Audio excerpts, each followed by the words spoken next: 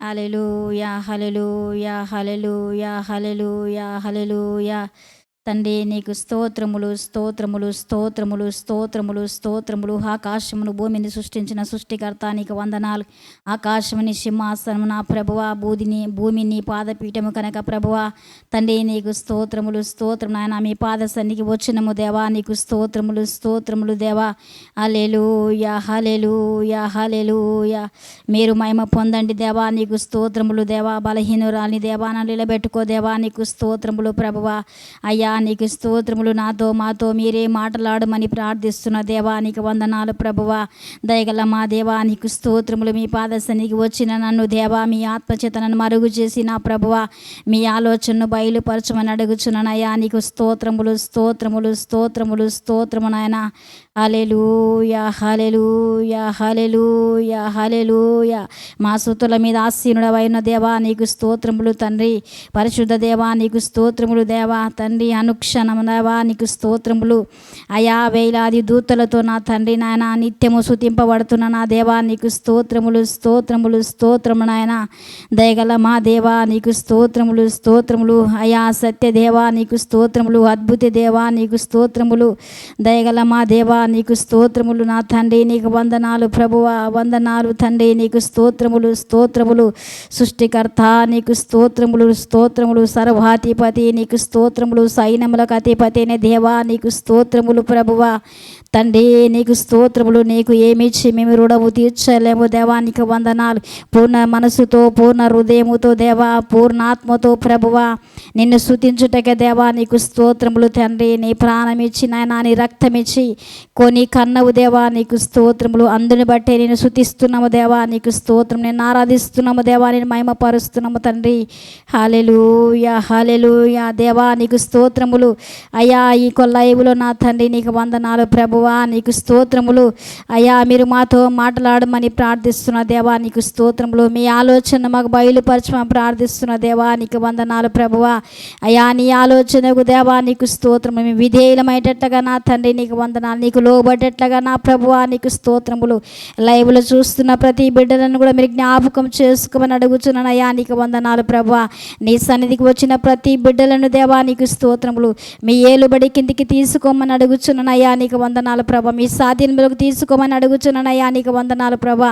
నీ చిత్తాన్ని గ్రహించడానికి దేవా, నీ ఉద్దేశాన్ని గ్రహించడానికి నా ప్రభువా మా మనోనేత్రములు వెలిగించమని అడుగుచున్న తండ్రి నీకు వందనాలు ప్రభువా. మా జ్ఞానము చేత, మా బుద్ధి చేత నా ప్రభా నీ చిత్తాన్ని గ్రహించలేము కనుకనే తండ్రి నీకు వందనాలు. అందుని బట్టి నా ప్రభా నీ సన్నిధికి వచ్చి నా తండ్రి నీ ఉద్దేశం తెలుసుకోవడానికి నా ప్రభువా నీ సహాయం మాకు అనుగ్రహించుము దేవా నీకు స్తోత్రములు దేవా. దయగల మా దేవా నీకు స్తోత్రములు, స్తోత్రములు. కృపగల నా దేవా నీకు వందనాలు. నీ కనికరము, నీ దయ నా తండ్రి నీకు స్తోత్రమైన మా పైన కుమ్మరించుమయ్యా నీకు స్తోత్రములు, స్తోత్రములు, స్తోత్రములు, స్తోత్రములు, స్తోత్రములు, స్తోత్రములు. ముందున సమయం అంతా నా ప్రభువా మీ చేతులకే సమర్పిస్తున్నామయ్యా నీకు వందనాలు ప్రభా. మీ చిత్తమే మాత్రము నా తండ్రి మా మధ్యలో నువ్వు జరిగించమని అడుగుచున్న ప్రభా. మీ చిత్తం మాకు బయలుపరచమని ప్రార్థిస్తున్న దేవా నీకు వందనాలు. హల్లెలూయా, హల్లెలూయా, హల్లెలూయా, హల్లెలూయా, హల్లెలూయా, హల్లెలూయా. తండ్రి నీకు వందనాలు, వందనాలు, వందనాలు, వందనాలు. నీ చిత్తం బయలుపరచు, నీ చిత్తం బయలుపరచు, నీ ఉద్దేశం బయలుపరచు ప్రభువా. తండ్రి నేను మరుగు కావాలి నా ప్రభువా. మీ ఉద్దేశాన్ని ధ్యానించడానికి, నీ చిత్తాన్ని ధ్యానించడానికి ప్రభువా కావలసిన నీ శక్తి సామర్థ్యాలు దయచేయమని అడుగుచున్న ప్రభువా. దయగల మా రాజా నీకు స్తోత్రములు. రాజాతి రాజా నీకు స్తోత్రములు. ప్రభులకు ప్రభుడా నీకు వందనాలు. రానయ్యున్న యేసయ్యా నీకు స్తోత్రములు ప్రభువా. ఇదిగో నా తండ్రి నీకు వందనాలు ప్రభువా. అయ్యా మా గొర్రె పిల్ల నీకు స్తోత్రములు, స్తోత్రం నా తండ్రి. మా కొరకు మరణించి తిరిగి లేచిన యేసయ్యా నీకు వందనాలు తండ్రి. మనం తీసుకుపోవడానికి వస్తున్న నా దేవా నీకు వందనాలు. అందుని బట్టే నేను స్తుతిస్తున్నాము దేవా నీకు వందనాలు. ఏ భోగిత లేదని ప్రభువా నేను బలహీనురాని దేవా నన్ను జ్ఞాపకం చేసుకున్నా తండ్రి. అయ్యా నువ్వు నా పక్షాన మాట్లాడమని ప్రార్థిస్తున్నా తండ్రి. లైవ్లో ఉన్న ప్రతి బిడ్డలను కూడా దేవా మీ చేతులకే సమర్పిస్తున్నాయా నీకు వందనాలు తండ్రి. ప్రతి ఒక్కరిని కూడా దేవా నీకు స్తోత్రములు. మీ ఆత్మీయ స్వాధీనంలోకి తీసుకొని ప్రభా మీరు మీ యొక్క ఆత్మచేతనైనా మీరు మాట్లాడమని ప్రార్థిస్తున్న ప్రభా. మీ వాక్యమును, మీ ఆత్మను దేవా గ్రహించేటట్టుగా తండ్రి దాన్ని తెలుసుకునేటట్టుగా మీరు కార్యం జరిగించి మేము తెచ్చుకోమని యేసు నామములో అడుగుచున్నాను తండ్రి. ఆమేన్, ఆమేన్. సామెతలు 3:5. నీవు దయ నుండి మంచివాడవని అనుకున్న ముందు నీ స్వబుద్ధిని ఆధారం చేసుకొనక నీ పూర్ణ హృదయంతో యెహోవా యందు నమ్మిక ఉంచుము. నీ ప్రవర్తన ఎంతటి యందు ఆయన అధికారమునకు ఒప్పుకొనుము. అప్పుడు ఆయన నీ త్రోవలను సరళం చేయును. నేను జ్ఞానిని కదా నువ్వు అనుకొనవద్దు. యెహోవా యందు భయభక్తులు కలిగి చెడుతనం విడిచిపెట్టుము. అప్పుడు నీ దేహమునకు ఆరోగ్యమును, నీ ఎముకలకు సత్తువే కలుగును. నీ రాబడులంతటిలో ప్రథములను. సామెతలు 3:5లో మన సబుద్ధి ఆధారం చేసుకోక దేవునందు ఆధారపడి ఆయన చిత్తానికి మన యొక్క ఉద్దేశం అంతా సమర్పించుకొని నడిచినప్పుడు ఆయన చిత్తం మన జీవితంలో నెరవేరుస్తుందని ప్రభు ఇక్కడ మాట్లాడుతుండు. ఏంటంటే ఆయన చిత్తం ఏందో మనం తెలుసుకున్నట్లయితే మనకు పూర్తిగా దేవుని యొక్క ఆత్మ, దేవుని యొక్క నడిపింపు, దేవుని యొక్క ప్రత్యక్షత మనకు దొరుకుతుంది. కాబట్టి నేను జ్ఞానినని అనుకోవద్దని దేవుని యొక్క లేఖనం సెలవిస్తుంది.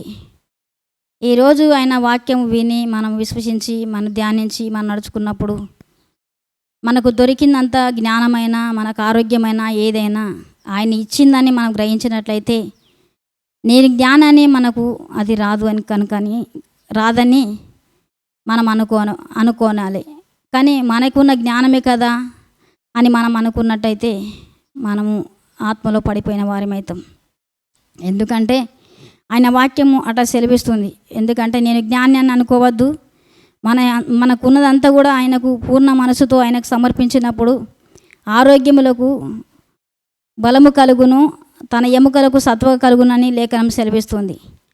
ఎందుని బట్టి అంటే ఆయన వాక్యానుసారంగా మనం జీవించినప్పుడు మనకున్నదంతా కూడా ఆయన అధికారంలోకి మనం లోబడ్డప్పుడు ఆ విధముగా దేవుడు ఒక వాక్యము మన పాదములకు దీపము, మన త్రోవలకు వెలుగై ఉన్నది. కాబట్టి మన జీవితంలో కూడా ఆయన అధికారంలోకి మనకున్నదంతా కూడా ఒప్పుకున్నప్పుడు ఆ ప్రకారంగా ఆ వాక్యం మనకు శక్తిని, బలమును, జీవమును ఇచ్చి నడిపిస్తుందని దేవుని ఒక వాక్యం మనకు సెలవిస్తుంది.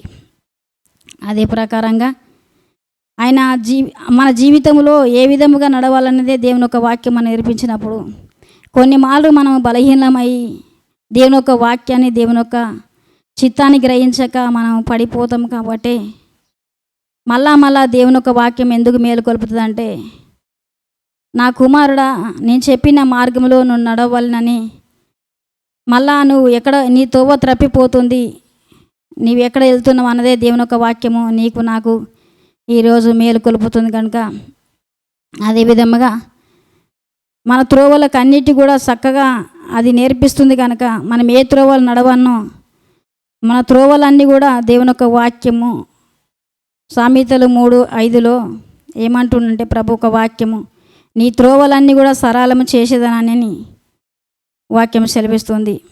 ఎందుకంటే మనం ఈ లోకంలో నడవలేము కాబట్టి, ఎటు పోవన్నో మనకు అర్థం కావద్దు. కాబట్టి ఈ లోకంలో ఉన్న వాళ్ళకు అంత విశాలమే, అంత మంచిగా ఉంటుంది. కానీ మనకైతే ఆత్మీయ జీవితంలో నడిచినప్పుడు, ప్రభు ఒక మార్గం నడిచినప్పుడు మన చిత్తం వేరు కనుక, లోకస్తుల ఉద్దేశం వేరు కనుక, మనం అనుక్షణం ఈ లోకంలో నడవాలంటే ప్రభు ఒక చిత్తం తెలుసుకొని నడిచేవారిమైనప్పటికీ నడవాలంటే ఆయన ఒక చిత్తం మనం తెలుసుకొని ఆయనకు భయపడి మనం ఏ విశ్వాసంతో ఎట్లా ముందుకు నడవాలన్నది మనం అడుగులేసినప్పుడే మన మార్గములన్నీ దేవుని యొక్క ఆత్మచేత సరళ చేయబడతాయని దేవుని యొక్క లేఖనం సెలవిస్తుంది.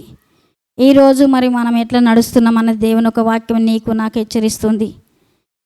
అలాగనే ఆయన యొక్క చిత్తము మనం లోబడ్డప్పుడు మనకున్నదంతా కూడా ఆయనకు సమర్పించినప్పుడు మన యొక్క కొట్ల మన దానము తరిగిపోదని లేఖనం సెలవిస్తుంది. నిజముగా ఆయనకు ఇచ్చేవారిగా ఆయనకు సమస్తము కూడా ఆయన ఇచ్చిన దాంట్లోకి వెళ్ళి ఆయనకి ఇవ్వడానికి దావీదు అంటుండు కదా, నాకు ఇచ్చిందంతా కూడా నీవే ప్రభువా, దాని నుంచి నీకు ఇచ్చడానికి నాకు ఏమీ సందేహం లేదంటుండు. అలాగని ఈరోజు కూడా మన ధాన్యమైనప్పటికీ, మన ఆరోగ్యమైనప్పటికీ, మనకున్న దేనైనప్పటికీ దేవునికి సమర్పించుకోవడానికి మనం వెనక కాడద్దు. ఎందుకంటే దేవుడు అది నీ కొరకు నా కొరకు. ఎందుకంటే రక్తం కార్చి ప్రాణం పెట్టి ఈ లోకంలో మనల్ని ఎవ్వరు విడిపించలేరు. కాబట్టి మనము ఒకప్పుడు నశించిపోతున్న ఈ లోకంలో నశించిపోయే ఈ యొక్క లోకంలో మనం ఒకప్పుడు నశించిపోతున్నప్పుడు మనకు మంచి మార్గం ఎవరు చెప్పలేరు. కానీ యేసుక్రీస్తు శరీరధారిగా పరలోకం విడిచిపెట్టి మన కొరకు వచ్చి ఒక మార్గం అంటూ మనకు పరలోకానికి భూలోకానికి వేసింది. కాబట్టి ఆ రక్తం కార్చి నిన్ను నన్ను కొన్నాడు. కాబట్టి ఈరోజు మన మీద దేవునికి ఒక అధికారం ఉన్నది. కాబట్టి ఆయన పిల్లలమై ఉన్నాము. కాబట్టి ఆయనకు మన మీద అధికారం ఉన్నది. మనకు ఆయన మీద మనకు స్వాతంత్రం ఉన్నది. కాబట్టి ప్రతి విషయంలో కూడా ఆయనకు లోబడి నడుచుకొని మంచి మనసును సమర్పించే మంచి మనసును విధేయత చూపించే మంచి మనసును దేవుడు మనకి ఇవ్వాలని, మనం ఈ ప్రకారంగా నడవాలనే దేవుడు ఈరోజు మాట్లాడుతుండు. అందుకే దేవుని యొక్క వాక్యం ఏమంటుందంటే, నీకు నాకు నిన్ను నన్ను దేవుని ఒక రక్తం ఇచ్చి ప్రాణం ఇచ్చి కొన్నాడు. కాబట్టి ఈ లోకం మనది కాదు, ఈ లోకం మనం దేశిస్తుంది.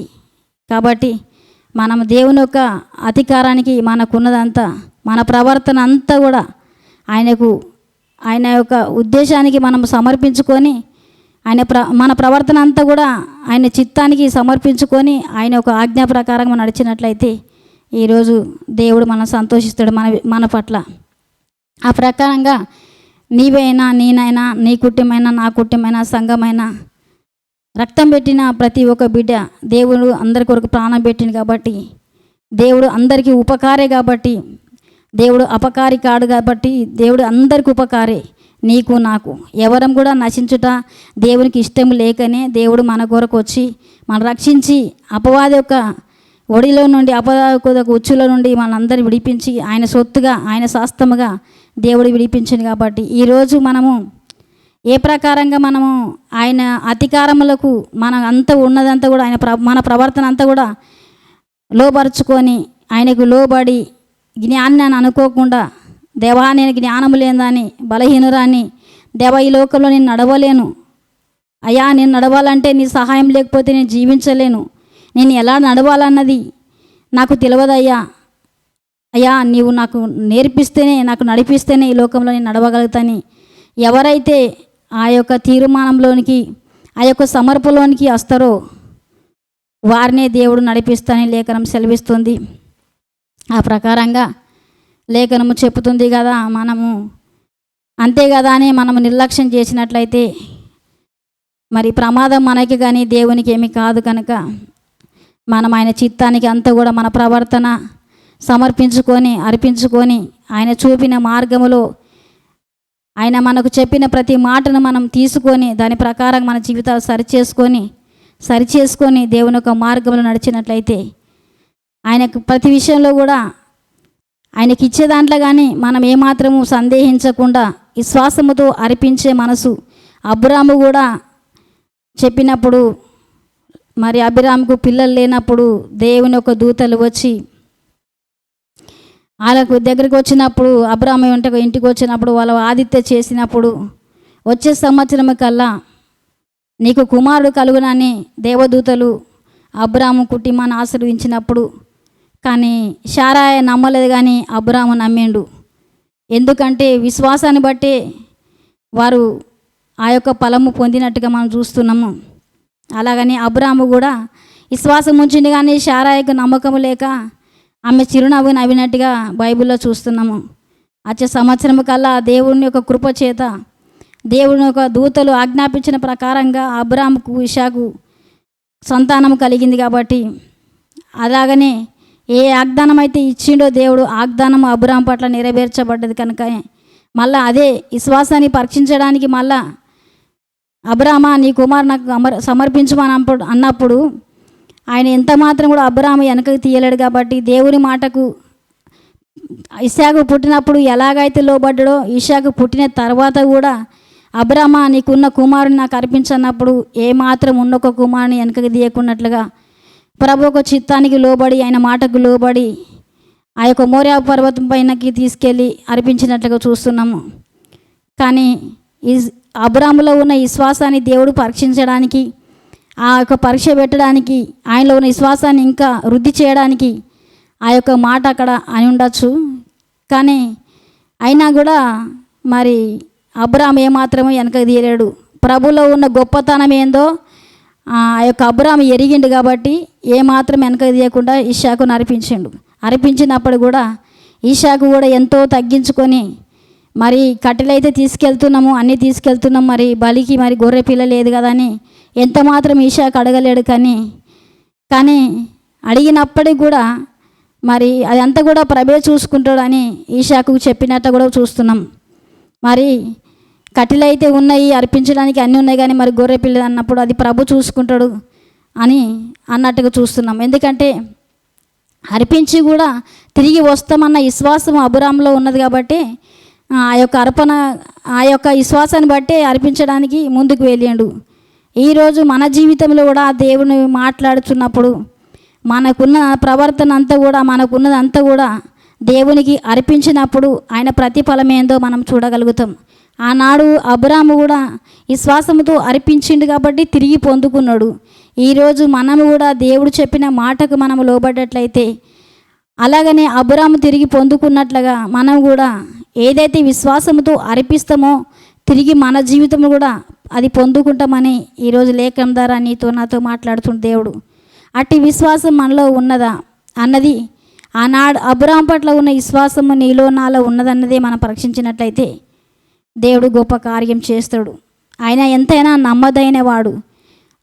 ఆ దేవుడు నరుడు కాడు కాబట్టి, నీలాంటి నాలాంటి మనుషుడు కాడు కాబట్టి, ఆయనలో దైవశక్తి, దైవ బలము, దైవ జ్ఞాని, అనంత జ్ఞాని కనుక ఆయన సమస్తము శూన్యములో సృష్టిని కలగజేసే దేవుడై ఉన్నాడు. కాబట్టి నిన్ను నన్ను నేల మట్టితో తీసి ఆ యొక్క జ్ఞాతిరంధ్రాలలో జీవవాయువుని పోసి మనల్ని మనిషిగా సృష్టించి ఈ లోకంలో దేవుడు నిలబెట్టింది కాబట్టి ఆయనకు సమస్తము సాధ్యమే. కాబట్టి ఆయన మాట మన యుద్ధకు వచ్చినప్పుడు ప్రతి మాట కూడా మనము విశ్వాసముతో నమ్మి విశ్వాసముతో నడుచుకున్నప్పుడు దేవుని ఒక అద్భుత కార్యములు, ఆశ్చర్య కార్యములు మన జీవితంలో మనం అనుభవించగలుగుతాం. కాబట్టి అదే సామెతల 3:5 దేవుని మాట్లాడుతున్నట్టుగా మన జీవితంలో కూడా ఏ ప్రకారంగా మనము మన శరీర ప్రవర్త, మన యొక్క జీవితము విధానము ఎలా సరిచేసుకోనో, ఆయన చిత్తానికి ఆయన ఉద్దేశానికి ఎలా సమర్పించుకోనో, నేనే జ్ఞాని అనుకోకుండా నా దేవుని ఎదుట వచ్చినప్పుడు మనం జ్ఞానాన్ని అనుకోకుండా ఆయన చిత్తానికి మనం లోబడి ఆయన చిత్తం తెలుసుకొని మనం నడిచినప్పుడు ఈ లోకంలో మనకు మార్గం దేవుడే చూపెడతాను. దేవుని ఒక వాక్యం నీతో నాతో మాట్లాడుతుంది. కాబట్టి మనం అందరం కూడా ఈరోజు లైవ్లో చూస్తున్న ప్రతి బిడ్డలు కూడా అట్టి ఆ యొక్క చిత్తం ఏందో మనం తెలుసుకొని ఆయన చెప్పిన మాటకు మనం అబ్రాహాము వలె నడుచుకున్నట్లయితే నీవు నేను ధన్యులము. కనుక ఇటు ధన్యము ఈ లోకంలో ఎవరికి లేదు. కాబట్టి మనము దేవుని బిడ్డలం అనిపించుకోవాలంటే, దేవుని చిత్తం మనం తెలుసుకొని ఇంకా దేవుని లోబడాలంటే, మనం ఇంకా సమర్పణ కలిగి, తగ్గింపు కలిగి, ఓర్పు కలిగి, సహనము కలిగి, నిరీక్షణతో, విశ్వాసముతో మనము అబ్రాహాము వలె ముందుకు సాగినట్లయితే దేవుడు నీ జీవితంలో, నా జీవితంలో అద్భుత కార్యం చేయటకు దేవుడు సిద్ధంగా ఉన్నాడు. కాబట్టి మనం అట్టి మనస్సు కలిగి మనం అంగీకరించి నడిచితే చాలని దేవుని ఒక లేఖనం సెలవిస్తుంది. అలాగనే ఆ ప్రకారంగా నీవు నేను లోబడదాం. ఇంతే చెబుతారు కదా, రోజు చదివిన వాక్యమే కదా, తెలుసుకున్న వాక్యమే కదా అని మనం ఏదో వాక్యాన్ని పక్కకు పెట్టి మన జీవితం మీద ఒక ఆసక్తి లేకుండా, ఒక ఆత్మ నడిపింపు లేకుండా, ఆత్మ ప్రత్యక్షత లేకుండా మనం నడుచుకున్నట్లయితే దేవునికి మనకు సంబంధం లేకుండా ఈ లోకస్తులు కూడా అలాగనే ఉంటారు. మనం కూడా అలాగ ఉన్నట్టయితే మనకు ఏమీ ఈ లోకంలో దొరకదు. దేవుని వద్ద నుండి మనం ఏం పొందుకోము. మరి ఇంత కూడా దేవుడు ప్రాణం పెట్టి రక్తం ఇచ్చి కొన్నది దేనికంటే, నీవు నేను అందరం కూడా దేవుని ఒక సొత్తుమైన మనము ఎలా జీవించాలన్నదే దేవుని ఒక వాక్యం సెలవిస్తుంది. అలాగనే మనం భయభక్తి కలిగి దేవుని ఒక వాక్యం మన యుద్ధకు వచ్చినప్పుడు ఏ ప్రకారంగా దేవుడు మాతో మాట్లాడుతుండు ఆ ప్రకారంగా మనము పరీక్షించుకొని, విమర్శించుకొని దేవుని ఒక వాక్యానికి మనం లోబడ్డట్లయితే దేవుడే నడిపిస్తాడు, నిలబెడతాడు, బలపరుస్తాడు. ఈ లోకంలో మనకు మార్గం చూపించేవాడు ఆయన్నే. కాబట్టి లోకస్తులు ఇష్టానుసారంగా జీవిస్తారు. వాళ్ళ జీవితానికి అర్థం అంటది ఉండదు కనుక మన జీవితాలకు ఒక అర్థం ఉన్నది కాబట్టి దేవుని ఒక వాక్యానికి మనం భయపడి మన జీవితాలు కట్టుకున్నట్లయితే నిజంగా మన జీవితంలో ఎంతో లోతుగా ధ్యానించవలసి ఉన్నది. కాబట్టి ఆ ప్రకారంగా నీవు నేను జీవించాలని దేవుడు కోరుతుండు. ఆనాడు అబ్రాహాము కూడా విశ్వాసముతో ఎలా జీవించిండో, ఇషాకును ఎలాగైతే విశ్వాసము ద్వారా అర్పించిండో దేవుని మాటకు లోబడి, అలాగనే మనం కూడా ఈరోజు వాక్యం వింటున్న మనం అందరం కూడా మన శరీరం ప్రవర్తన కూడా, మనకున్న ప్రవర్తన మనకున్నదంతా కూడా దేవుని యొక్క పాదాల చెంత, దేవుని యొక్క చిత్తానికి మనము సమర్పించుకొని, నేనే జ్ఞాని అనుకోకుండా, దేవా నాకు జ్ఞానము లేదు, దేవా నాకు బలము లేదు, దేవా నాకు శక్తి లేదయ్యా నీకు స్తోత్రములని మనం అబ్రాహాము వలె, అబ్రాహాముకు 90 సంవత్సరములు అయినప్పుడు కూడా బలము శక్తి ఇచ్చినట్టు దేవుడు మనకు కూడా ఆత్మవిశ్వాసం ఇచ్చి ఆత్మ బలం ఇచ్చి దేవుడు ముందుకు నడిపించాలని చూస్తుండు. అలాగనే నీవు నేను లోబడదామా? లోబడి నడుచుకున్నట్లయితే దేవుడు నిన్ను నన్ను దీవిస్తాడు కనుక అట్టి కృప దేవుడు నీకు నాకు దయచేయనుగాక. లూకా 6:20. అంతటా ఆయన తన శిష్యుల తట్టు పారచూచి ఇట్లా, నేను బీదలైన మీరు ధన్యులు, దేవుని రాజ్యం మీది. ఇప్పుడు ఆకలి కొనుచున్న మీరు ధన్యులు, మీరు తృప్తిపరచబడుదురు. ఇప్పుడు ఏడ్చుచున్న మీరు ధన్యులు, మీరు నవ్వుదురు. మనుష్య కుమారుని నిమిత్తము మనుషులు మిమ్మును ద్వేషించి వెలివేసి నిందించి మీ పేరు చెడ్డదని కొట్టివేయబడినప్పుడు మీరు ధన్యులు. ఆ దినమందు మీరు సంతోషించి గంతులు వేయుడి. ఇదిగో మీ ఫలములు పరలోకమందు గొప్పదై ఉన్నట్టు వారి పితరులు ప్రవర్తన అదే విధంగా చేసిరి. దేవుడు ఏమంటున్నాడంటే, లోక సువార్త 6:20లో దేవుడు ఏమంటున్నాడంటే, ప్రభు చిత్తములో మనం జీవించినప్పుడు, ప్రభు కొరకు బ్రతికినప్పుడు, మేము నిందించి అపారించి మేములను నిందించినప్పుడల్లా, మేములను ఈ లోకంలో ప్రభు నిమిత్తమై జీవించినప్పుడు మనందరినీ కూడా మీరు ఏమాత్రము సిగ్గుపడకుండి భయపడకుండి కానీ నా నిమిత్తమై ఆనందించుండని ప్రభు ఒక వాక్యం మనకు సెలవిస్తుంది. కాబట్టి అలాగని ఈ లోకంలో మనం ఉంటున్నప్పుడు ఆనాడు ప్రభునే ఈ లోకం దూషించింది. ఈరోజు మనం కూడా దేవుని యొక్క పక్షాన దేవుని బిడ్డలుగా మనం బ్రతికినప్పుడు దేవుని దూషించిన ప్రజలు నిన్ను నన్ను దూషించకపోవడం దూషిస్తారు. ఎందుకంటే ఆయన చిత్తంలో నడిచినప్పుడు ఈ లోకం నిజంగా శాశ్వతం కాదని లేఖనం సెలవిస్తుంది. ఈ లోకంలో మనం బ్రతికిన రోజులు లోకం కొరకు కాదు, మన కొరకు కాదు, కానీ ప్రభు కొరకు మనం బ్రతికినట్లయితే, జీవించినట్లయితే నిజంగా ఈ లోకంలో మనకు అవమానాలు, నిందెలు, అపనిందెలు ఎన్నో వస్తాయి. వచ్చినప్పుడు మనము అవన్నిటికీ మనము ఈ లోకంలో మనం అపహరిస్తురు కదా, మనం ఏదో అంటురు కదా అని మనం ప్రభుని విడిచిపెట్టి మనము జీవించడం కాదు, కానీ ప్రభుని ఇంకా అతుక్కొని ప్రభులో మనం ఇంకా ఆనందించే వారిగా, ఇంకా సంతోషించే వారిగా, ఆ ఫలము ఇక్కడ కాదు కానీ పరలోకమందు దేవుడు ఇంకా అధిక ఫలం మనకి ఇస్తాను అంటుండు. కాబట్టి ఈ లోకము చూసుకొని ఈ లోకంలో జీవించుట కాదు, కానీ ఈ లోకంలో మనం యాత్రికులము, పరదేశులమని లేఖనం సెలవిస్తుంది. నిజముగా జీవించినంత కాలము మన కొరకు కాకుండా ప్రభు కొరకు మనం జీవించినట్లయితే నీ వారే నిన్ను దూషిస్తారు, నీ రక్త సంబంధులే మనల్ని దూషిస్తారు. ఎందుకంటే వాళ్ళు నడుచుకున్నట్లుగా మనం నడుచుకోము కాబట్టి, వాళ్ళు మాట్లాడినట్లుగా మనం మాట్లాడం కాబట్టి, వాళ్ళు చేసిన శాస్త్రాలు మనం చేయం కాబట్టి అక్కడ మనకు అవమానం జరుగుతుంది.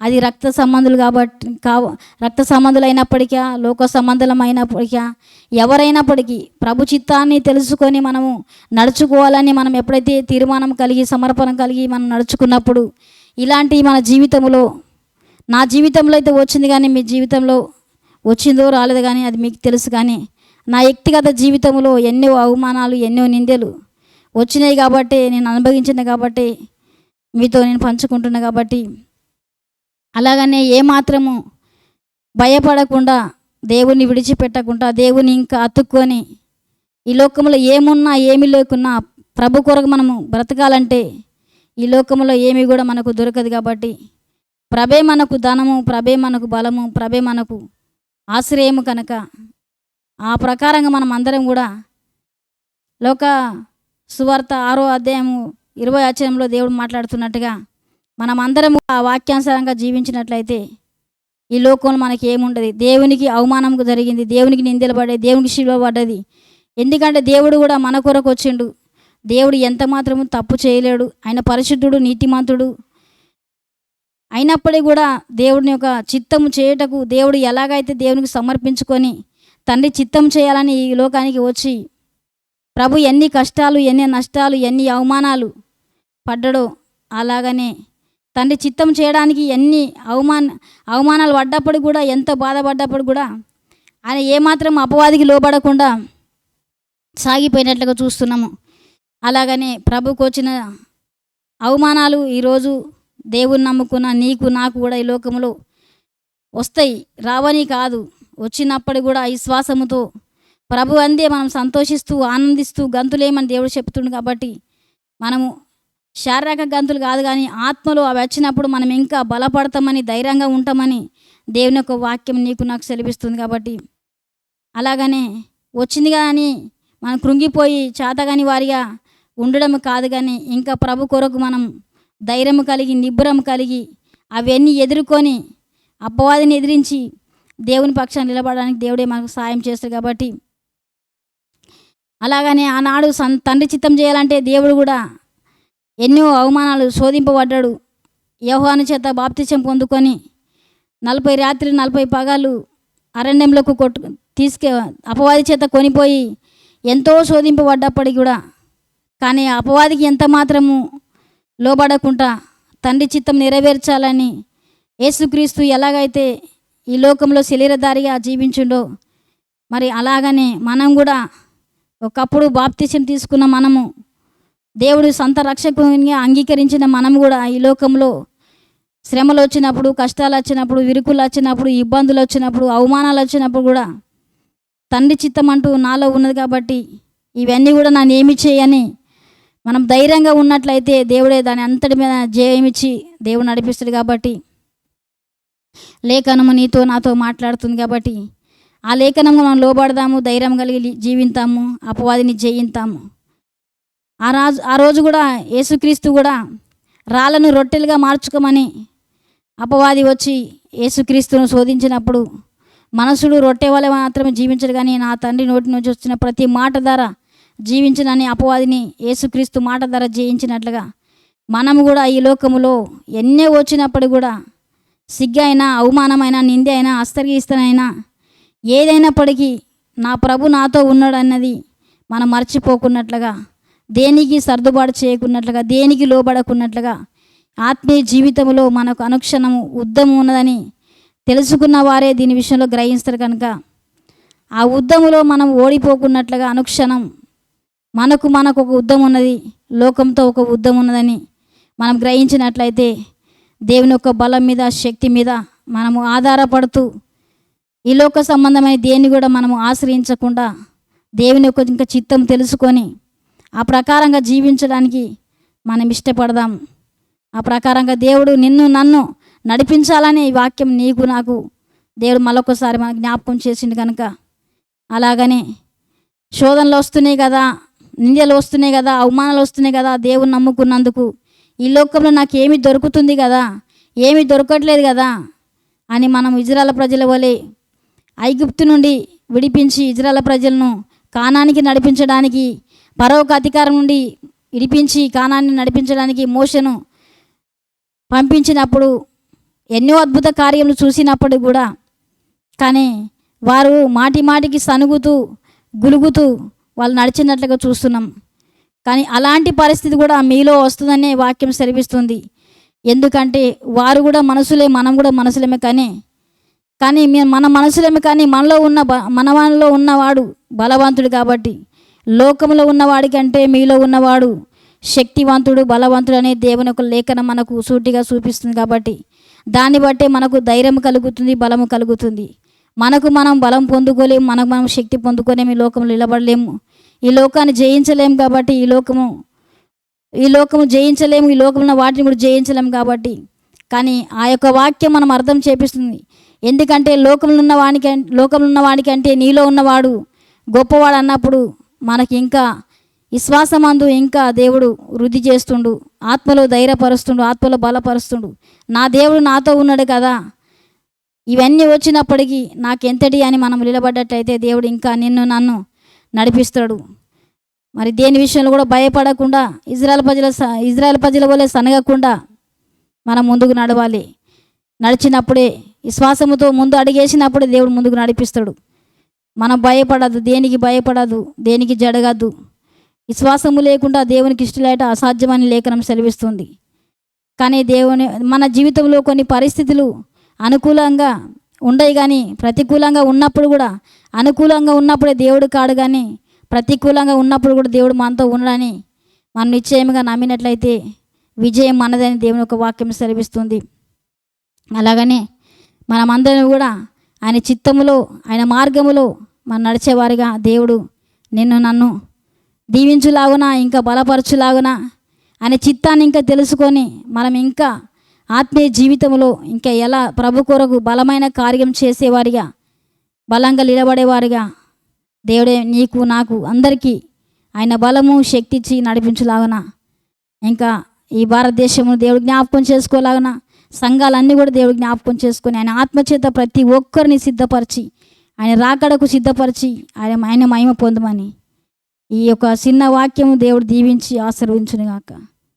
ఆమేన్. Hallelujah hallelujah hallelujah hallelujah hallelujah hallelujah hallelujah hallelujah. Praise the Lord. దేవా ప్రైజ్ ద లార్డ్. తండ్రి నీకు వందనాలు, తండ్రి నీకు వందనాలు, వందనాలు, వందనాలు ప్రభువా. దేవా ఇంత మటుకు నా దేవా నీకు స్తోత్రం. నా ప్రభా బలహీనురాన్ని అయినప్పటికీ దేవా నువ్వు నిలబెట్టుకుని నా తండ్రి నీ వాకుల చేత మాట్లాడినవయ్యా నీకు స్తోత్రం. నా తండ్రి అది నాది కాదయ్యా నీకు స్తోత్రం. నీ కృపనయ్యా నీకు వందనాలు ప్రభువా. ఇంకా నువ్వు మమ్మల్ని సరిచేసుటకు, మమ్మల్ని బలపరచుటకు నాయన, నీ రాకడకు మమ్మల్ని సిద్ధపరచుటకు దేవా ఈ విధంగా మీరు మాట్లాడి నా తండ్రి నీకు వందనాలు అయ్యా. మమ్మల్ని ఈ విధంగా సమకూర్చి నా తండ్రి నీకు స్తోత్రములు. నిలబెడుతున్నందుకే నీకు వందనాలు ప్రభా.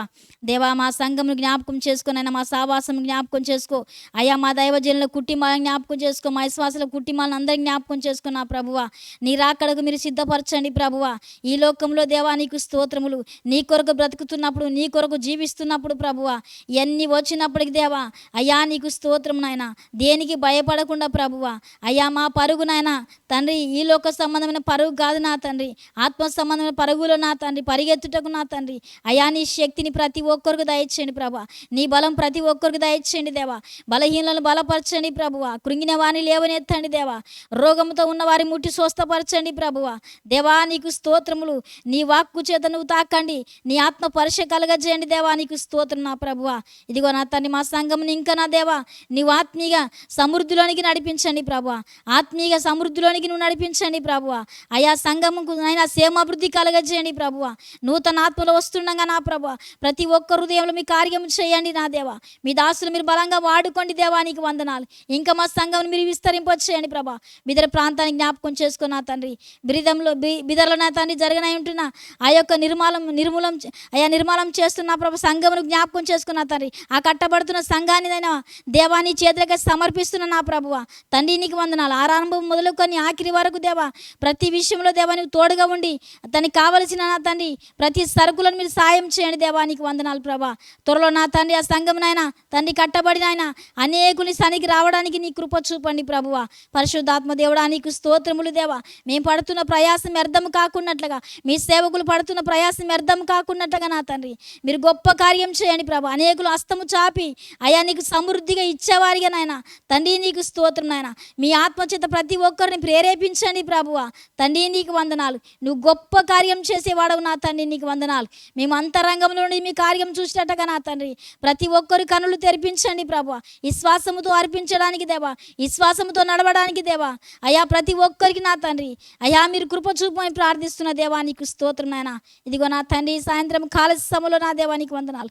మీ పాద సన్నిధికి వచ్చి దేవా నీ మాటలు మేము మాట్లాడడానికి నీ కృపనిచ్చి నువ్వు తండ్రి దాని ప్రకారంగా మాట్లాడు కాదు నాయన తండ్రి, దాని ప్రకారంగా జీవించేటట్లుగా నా తండ్రి నడుచుకునేటట్లుగా తండ్రి మీ ఆత్మ అభిషేకం నాయన మా సంఘానికి నా తండ్రి దేవా నీకు స్తోత్రం. బిదర ప్రాంతంలో జైరపుర ప్రాంతంలో దేవా ఇంకా మెదర ప్రాంతం జ్ఞాపకం చేసుకున్నా తండ్రి. ఇంకా ఎక్కడైతే నువ్వు నూతన దారం తెరబడుతున్నావో తండ్రి అయా తెరబోతున్నావో దేవా అక్కడ అంతట్లా నా తండ్రి నీ సువార్త నాయన తండ్రి నీకు స్తోత్రం. నీ మందసామి వెళ్ళిపోవడానికి నాయన మీ కృప చూపి మయం తెచ్చుకుని తండ్రి మీరే నాయన బలమైన కార్యం జరిగించి మీరే ఘనత మహిమ ప్రభావాలు పొందుకోమని యేసు నామములో అడుగుచున్నాను తండ్రి. ఆమేన్ ఆమేన్ ఆమేన్.